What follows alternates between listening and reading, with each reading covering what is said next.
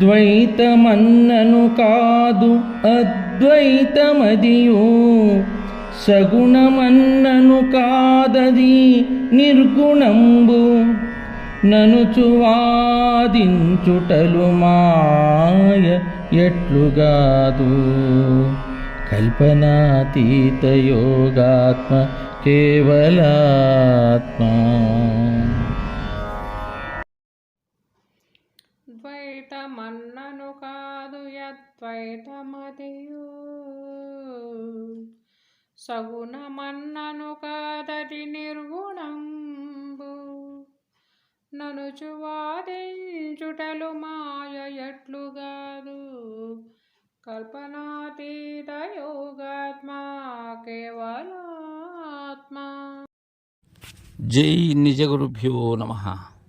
శ్రీ గురు బాలరామస్వామి వారి విరచితంపైన కేవలాత్మ శతకమునందు ఈరోజు మనం 37వ పద్యం. 2 పద్యాలలో అశరీరి లక్షణాన్ని తెలియజేసినటువంటి గురుదేవులు ఒకటి చెప్తున్నారు.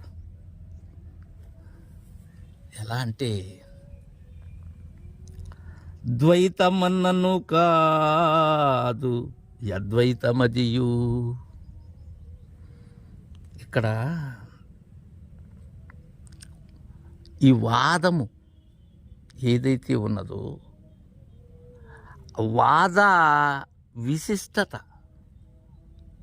ఒకదానిని మీరినది ఒకటి అని తెలియచేసేందుకై పడేటువంటి పాట్లు, లేకపోతే తను నమ్మినది ఏదైతే ఉన్నదో అది యథార్థము అని ఎరుగ చేసేందుకై ప్రయత్నాలు. ద్వైతమన్నను కాదు, ఒకవేళ నేను ద్వైతము అన్నాను అనుకోండి, ఆనంద తీర్థులు మధ్వాచార్యులు ఏమంటుంది? ద్వైతం జీవాత్మ పరమాత్మలకు భేదం తెలియజేస్తుంది. అయితే ఆ భేదములు ఎలా? వీటికి 5 రకాలైనటువంటి భేదములను తెలియజేస్తారు ఆనంద తీర్థులు.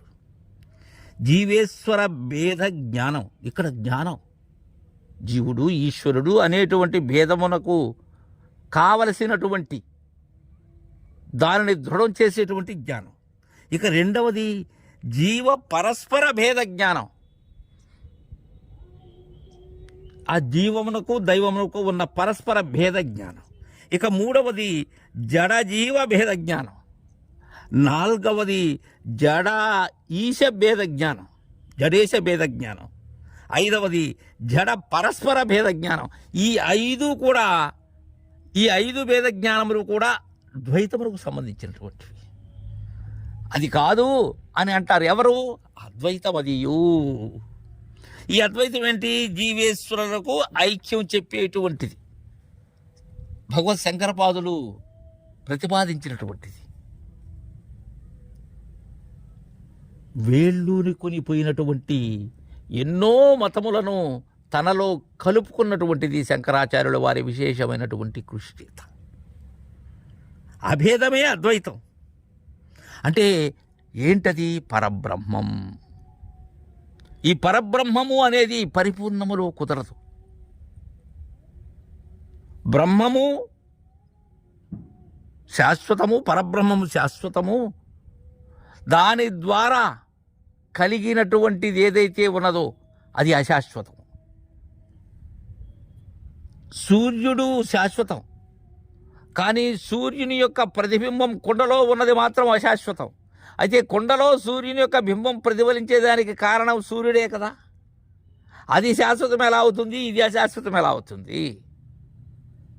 సరే, అది గడజల బింబవత్తి ఎలా ఉన్నా నేను గుర్తిరిగేటువంటిది ఏదైతే ఉన్నదో అది బ్రహ్మము.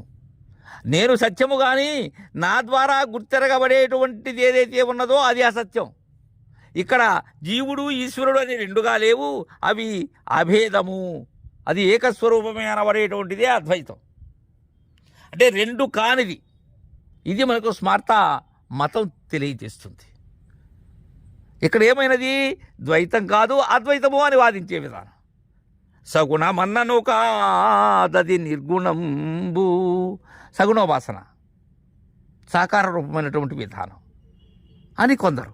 ఆహా, కాదు కాదు, అది నిర్గుణం, గుణరహితమైనటువంటిది, గుణములను మీరినటువంటిది, గుణములు కానటువంటిది, గుణములకు అందనటువంటిది, గుణము లేనటువంటిది అనేటువంటి భావన, వాదం.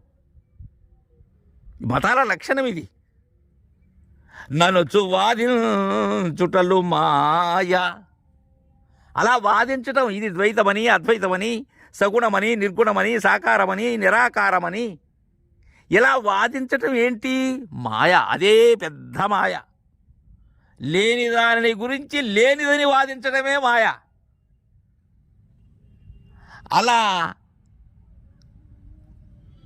అట్లు కాదు. ఏది అట్లు కాదు?